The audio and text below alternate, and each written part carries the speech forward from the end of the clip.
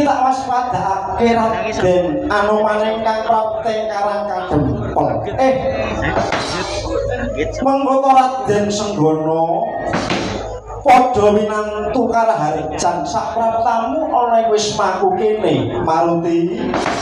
Inggih Bukulun Haten kadahat Kalingga Murba sih panakramanipun Bukulun ingkang paduka sawangsulipun sembah sungkem kula mugi kunjuk ing sangadhap sampeyan paduka Bukulun Ismaya kawula nuwun.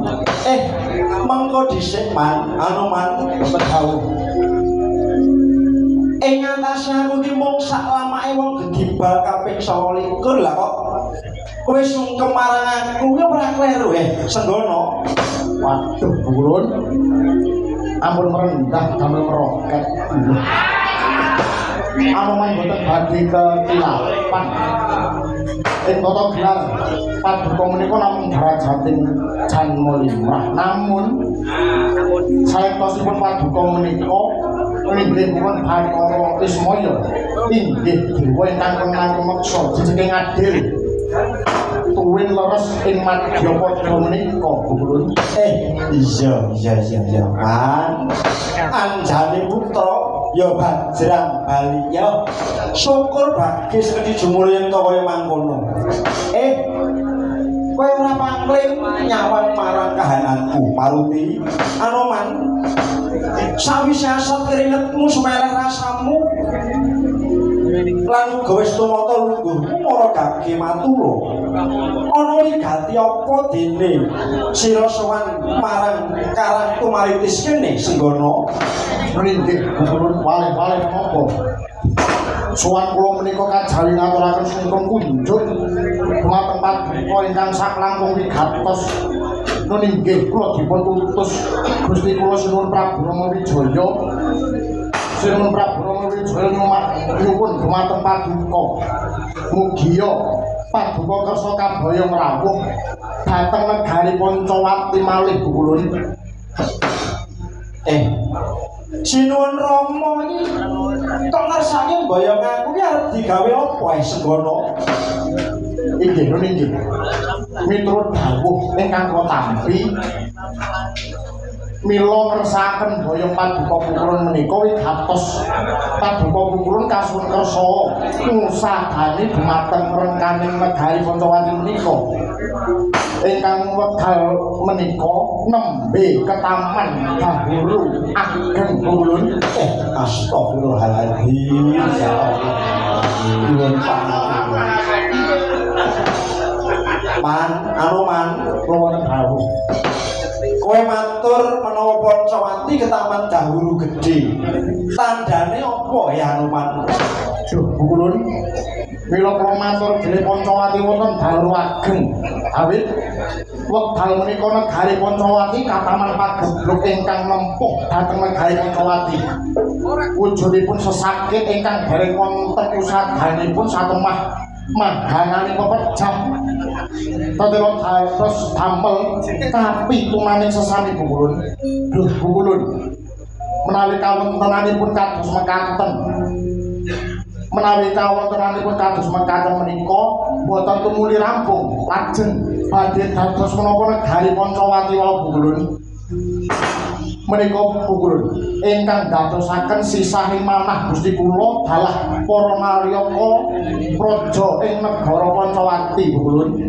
Iya Anoman ya wis tak tampa kabeh aturmu sampeyan ora karepet Anoman. Wonten timbalan ngadhawuh alon jo kahanane Pancawati kang kaya ngono mau manut saka panemuku Man. Ya wong sabab kaprabawan dene owah-owahane jaman kuwi dhewe kok Man. Sumurupa Anoman. Praja Pancawati dina iki kena tak arani jaman akhir. Gampanging tembung jaman wesi. Kuwi uga sinebut jaman akhir. Jaman akhir. Iya. Watake jaman wesi kuwi jagat wis kebak dosa lan memala. tata krama ora dienggo babar pisan kasusilan mung ana ing pocapan barang sepele digawe rame wong bener digawe luput wong temen kinarya cidra wong ala digawe becik wong liru dianggep bener ngono ora amah kowe iki kan Gotong royong wis luntur, tresno marang sepadha-padha wis dianggep salah tanpa mikir marang lelabuhan becik. Lah kabeh mung padha mburu butuhe dhewe-dhewe lan manahe apa maneh. Kuwatahe jaman wesi kuwi bab kabecikan tata krama welas asih iki ya ana. Ngono, ning kabeh mau mung lelamisan senggono. Nanging Anoman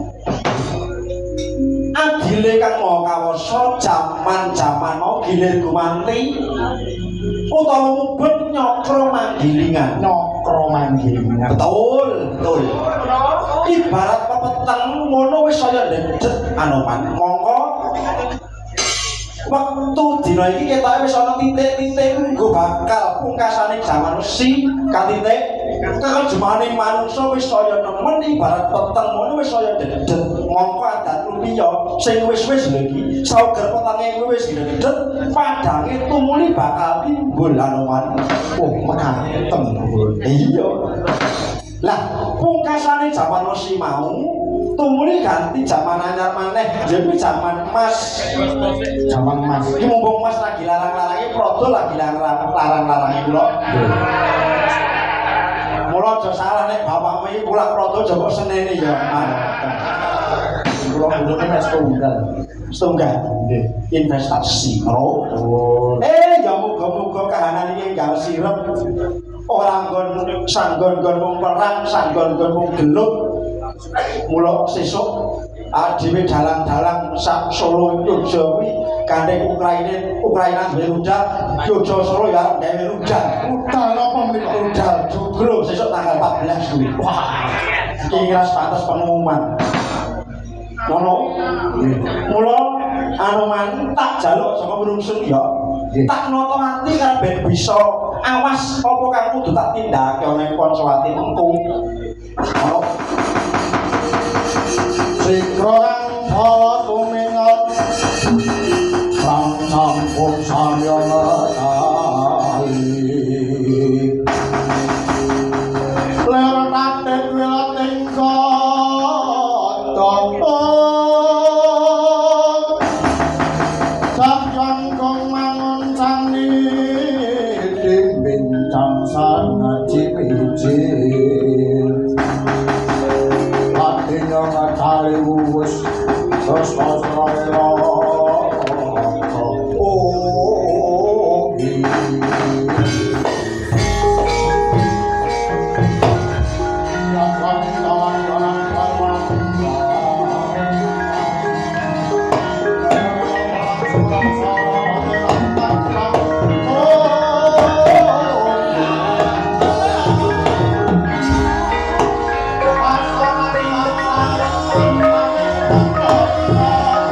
Terus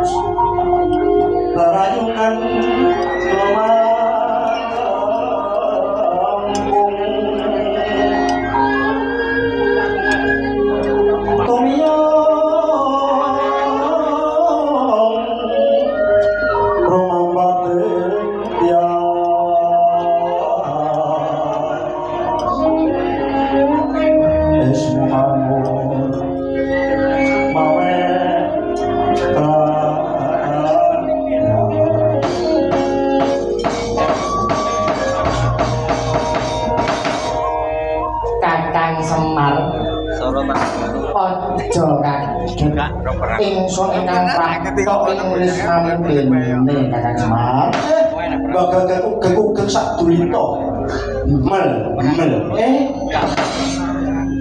menika Gusti Raden Patih Haryo Sengkuni ingkang rawuh wonten ing sudung kula nyuwun mangke to Raden sarawuh paduka kula ngaturaken pasegahan pranami mugi katur wonten ing ngarsanipun Gusti Raden Patih ingkang kateben rawuh ya Kakang Semar lulus raharja pratan ingsun wis kala ora liwat pangestu ingsun wae diage panana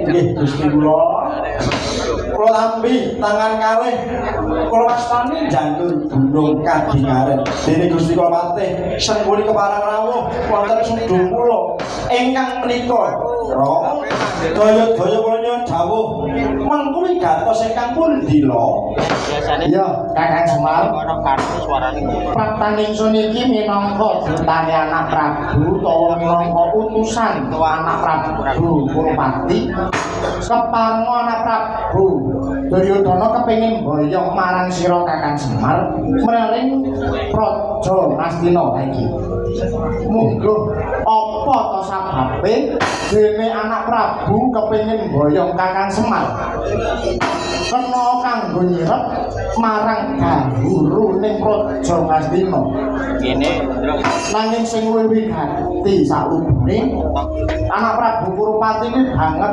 oleh mesake marang Kakang Semar sabab apa saiki coba aku tak takon omahmu iki wis pirang taun nggih pun dangu nggih pun sawetawis yo ngono ki yo di rumah ditata diresiki siap kuwi lho gendene bolong-bolong nek udan piye mangke nek jadah kula tambane nah saya gorden so pating kemawir kating kemawir niku bekas kemul jarane nah ono ki diganti tuku sing anyar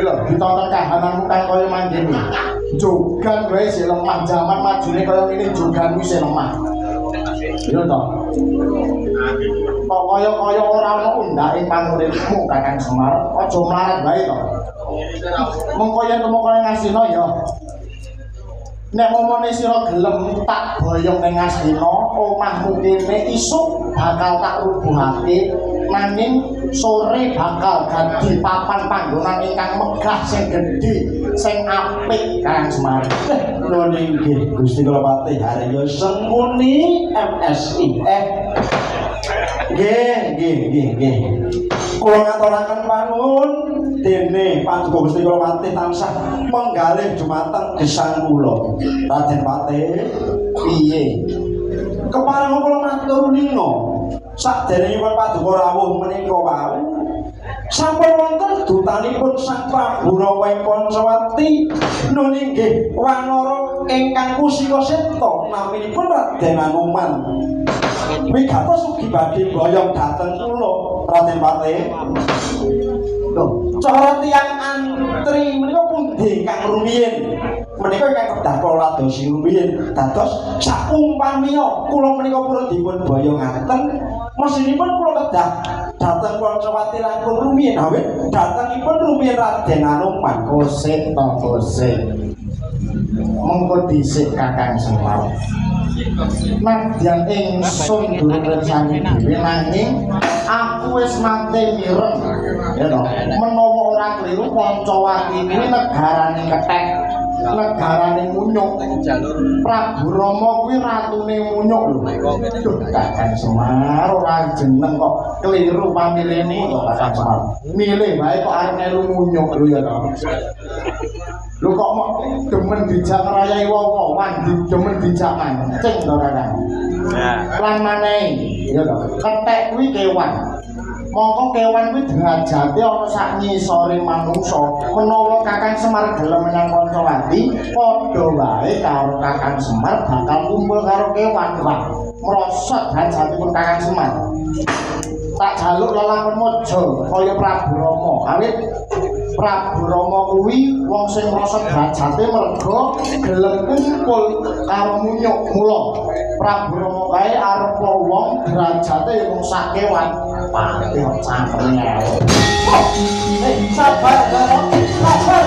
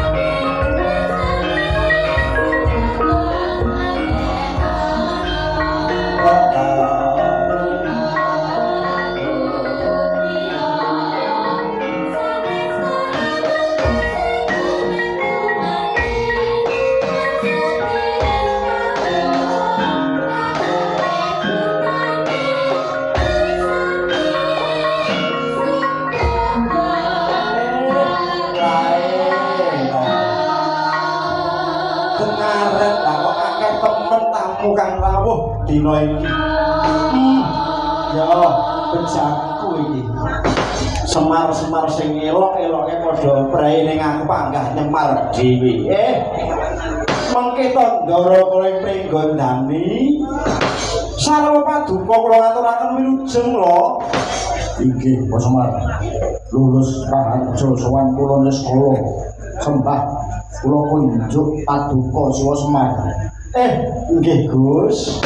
Kula tampi dumawa sami-sami Den. Nyuwun sewu. Niki wonten menapa Gus? Lah kok katingal semengko mengawak Bajra Gita ika ingkang hamengku gati. Nika rawuh mriki saha kula raos kok kados nembe nandhang sungka wonten napa Gus? Ninggih wong. Sowan kula wonten ngarsanipun Siwa, kajawi kula ngaturaken sungkem. Kula kautus pepunden Pandhawa saperlu unjuk unina bilih ing mangkenan Gari Ngamarta nembe ke Taman Pagebluk Mayangkara ingkang pun dipapani panggenan awis sandang tuwin tegel ugi keparak mangorengan gemplabet kathah ingkang sami nandhang sakit ingkang menika Semar mawantu-wantu panyuwunipun pepunden Pandhawa ingkang dipun sarujuki Wa Prabu Baralakersa supados Siwa Semar keparengan daya ngrawuh ing Negari Ngamarta menika mila Wa Semar bilih kepareng monggo kula dherekaken tindak ing Negari Ngamarta sareng kaliyan lampah kula. Nggih Den, nyuwun pangapunten saderengipun. Sampun kula tampi dawuh sampeyan samendang boten karempit ndara. Mugi kapuningana saderengipun ndara niki wau rawuh menika sampun kengkenan saking Astina tuwin Pancawati nggih dumugi wonten sudung kula mriki migatos ugi badhe boyong dhateng kula. Ramening rembag ngantos dados tantang tinantang boten wurung badhe tuwuh pasulayan. Malah nambahi letih pikir kula Den. Ampun menawa boten kula ngombe biyo molingan. Nggih, malah kepara kula nyuwun tulung paduka Raden Gatotkaca. Paduka pisah ingkang sami Bandayuda. Nggih Gus, mangsa Barama sawarga asirah jalma mangsa Barama sampune dika pisah tumunten ngaturana sami rawuh mriki nggih Gus. Kula badhe atur karampungan dumateng sedaya para duta kala wau.